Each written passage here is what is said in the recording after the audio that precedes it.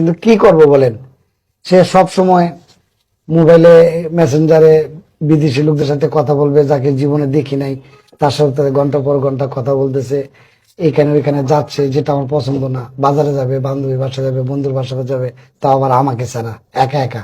কোনো কোনো দিন রাত্রে ফিরে, কোনো কোনো দিন রাত্রে 2 দিন 3 দিন বাইরে থেকে আসে। মানে আশেপাশে সমাজ নিয়ে তোমার ব্যস্ত থাকতে হয়। এর চেয়ে চিন্তা করছি যে দুষ্ট গোয়ালের চেয়ে শূন্য গোয়াল অনেক ভালো। রাস্তা নাই, কারণ মূল হচ্ছে যাকে নিয়ে সংসার করবো সেই তো ঠিক নেই, সেই তো স্ব ইচ্ছে চলে যেতেছে।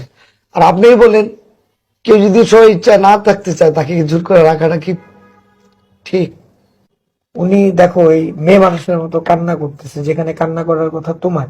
আপনার হাজবেন্ডকে ছেড়ে, নিশ্চয়ই আপনাদের বাচ্চা আছে। তার বয়স কত? এই তো 2 বছর। 2 বছরের একটা বাচ্চাকে রেখে আপনি চলে যাচ্ছেন আপনার ফ্রেন্ডের বাসায় আড্ডা মারতে। এটা জীবন না মা জননী। শুধু তাই, বাচ্চাটার দিকেও কোনো খেয়াল রাখে না, সারাক্ষণ বাইরে বাইরে থাকে।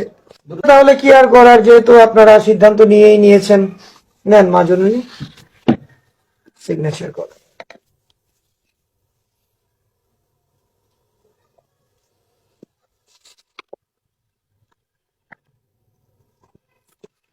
আপনি এইখানে চিপন সাহেব প্লিজ। বলতে দিয়ে দিস, আর আর কারো অপেক্ষা থাকবে। সব ক্লিয়ার দিয়ে দাও, আর কিছু করার নেই।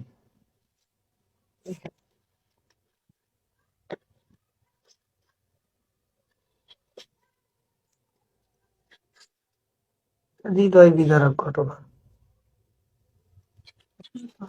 যথেষ্ট সিস্টেম, সন্দেহ না, সন্দেহ না।